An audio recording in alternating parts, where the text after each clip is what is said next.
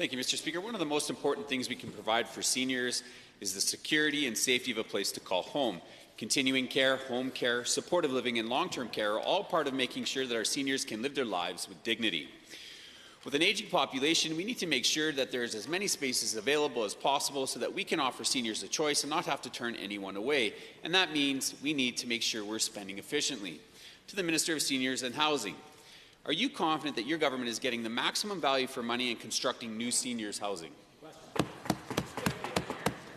Thank you very much. I'm going to start with this one because it was actually about healthcare facilities that often do serve seniors, but I'm sure the Minister of Seniors will be happy to answer questions about lodges and other items that are actually within the Minister of Seniors budget. But in terms of long-term care and supportive living, including dementia care spaces, Mr. Speaker, I'm incredibly proud of the fact that our government, when given a choice between deep cuts that were being proposed by the opposition, including the then government that member was a part of, instead of moving forward with those deep cuts, $1 billion to health care, bringing in a health care levy, that we stood with seniors. We kept their rates affordable. We made sure that we increased the number of spaces. We've built 2,000, Mr. Speaker. Minister.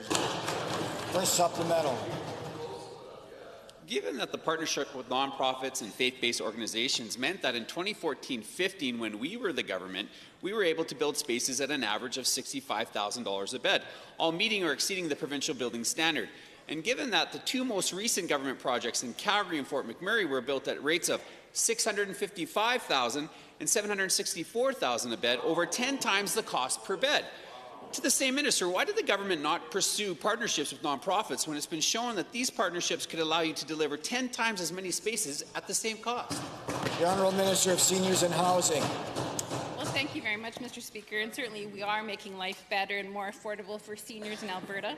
Our government has invested more than $3 billion in seniors programs this past year alone. We are building 4,100 affordable housing homes through our $1.2 billion investment. We've over 60 projects on the go. Seniors in our province are well cared for by this government. Second supplemental. Thank you, Mr. Speaker.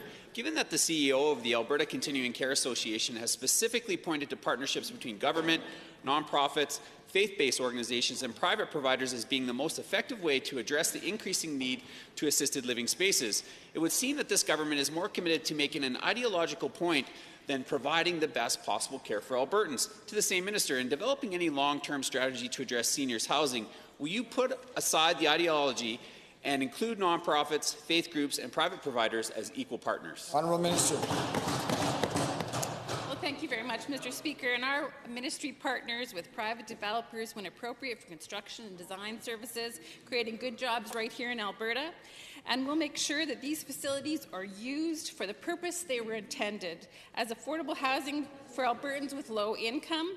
The previous Conservative government gave millions to private developers who operated under short-term agreements. We're making sure affordable housing will support seniors for years and years.